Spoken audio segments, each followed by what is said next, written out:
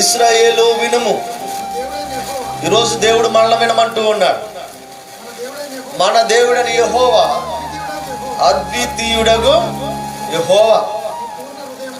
నీ పూర్ణ హృదయముతో, నీ పూర్ణ ఆత్మతోను, నీ పూర్ణ శక్తితోను నీ దేవుడని యెహోవాను ప్రేమించండి. ఎలా ప్రేమించాలి దేవుడండి?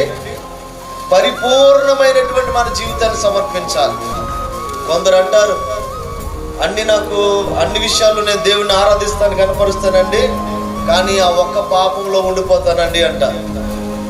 అంటే నీ పూర్ణ హృదయము, నీ పూర్ణ జీవితాన్ని ఇంకా దేవునికి నువ్వు సమర్పించలేకపోతున్నావు.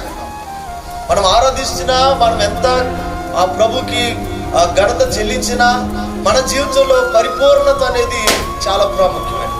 పరిపూర్ణమైన మార్పు కావాలి, పరిపూర్ణమైన సమర్పణ కావాలి, పరిపూర్ణమైనటువంటి దేవుని చిత్తానికి లోబడే మనస్సు మనకి కావాలి.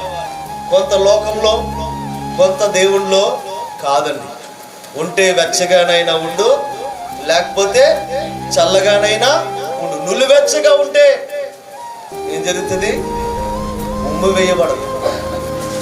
ఇప్పుడు చాలా మంది దేవుని బిడ్డలు పరిపూర్ణమైనటువంటి సమర్పణ లేని వారిగా జీవితాలు జీవిస్తూ ఉన్నారు.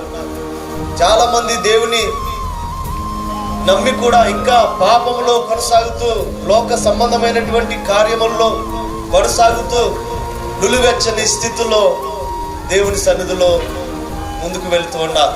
గమనించండి, అది చాలా ప్రమాదకరమైనటువంటి పరిస్థితి. దానివల్ల మనకు ప్రయోజనము లేదండి. మనం ఉంటే వెచ్చగానైనా ఉండాలి, లేకపోతే చల్లగానైనా ఉండాలి.